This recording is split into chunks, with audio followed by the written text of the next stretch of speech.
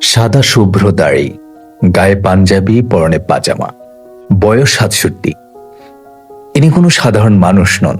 ইনি বাংলাদেশের মহান জাতীয় সংসদের বিরোধী দলীয় নেতা, বাংলাদেশ জামাতে ইসলামীর আমির, একজন চিকিৎসক, ডাক্তার শফিকুর রহমান।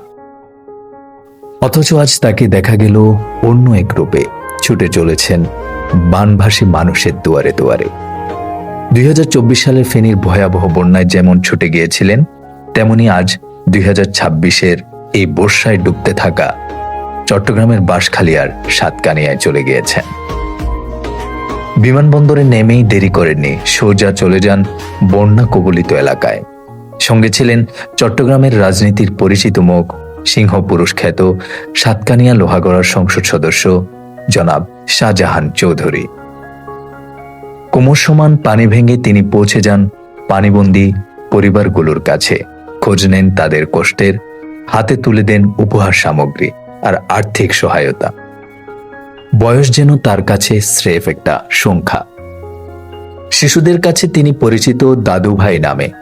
আজ সেই দাদুভাই নেমে পড়লেন কাদা পানিতে, মানুষের পাশে দাঁড়ালেন নিজেকে নিয়ে।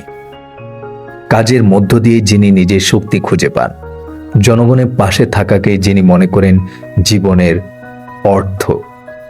তার এই সফর শুধু একটি পরিদর্শন নয়, একটা বার্তা।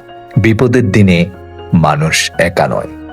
তিনি এলেন, পানিতে নামলেন, মানুষের কষ্টের গল্প শুনলেন, সাহায্যের হাত বাড়ালেন আর রেখে গেলেন একটি প্রতিশ্রুতি, পাশে থাকার প্রতিশ্রুতি।